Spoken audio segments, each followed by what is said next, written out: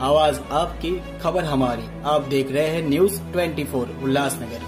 उल्लासनगर में पहली बार चोर दही हंडी, गोविंदा पथक का रोमांच।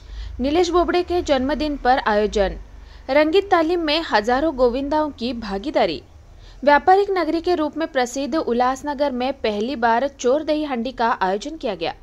जन्माष्टमी की रात को भाजपा पदाधिकारी नीलेश बोबड़े के जन्मदिन के अवसर पर आयोजित इस दही हंडी में सैकड़ों गोविंदा पथक शामिल हुए। इस मौके पर 6 थर बनाकर दही हंडी फोड़ने का गौरव आई एकवीरा गोविंदा पथक मानेरे को मिला। चोर दही हंडी की कई सालों की परंपरा है। गोकुलाष्टमी के दिन ऊंची थरों की दही हांडी फोड़ने के लिए उल्लासनगर, अंबरनाथ, कल्याण, डोंबिवली, ठाणे आदि स्थानों के गोविंदा पथक महीनों तक अभ्यास करते हैं। इस पूर्व तैयारी की रंगीत तालीम के रूप में चोर दही हांडी को देखा जाता है।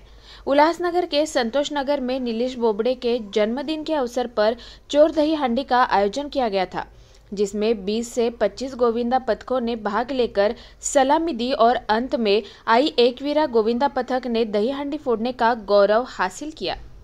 आज माझा वाढदिवस होता 26 ऑगस्ट, त्यानिमित्त एक उपक्रम युवांमध्ये शक्ती आणण्याकरिता रंगीत तालीम हा नेहमी कल्याण, डोंबिवली या शहरात होत होता।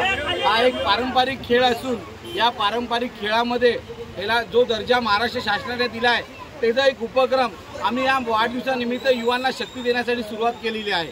या ठिकाणी प्रमुख उपस्थिती म्हणून माननीय सुलभाताई गायकवाड या उपस्थित होता, राजेंद्र चौधरी साहेब होते आणि अनेक मान्यवर या ठिकाणी उपस्थित राहिले।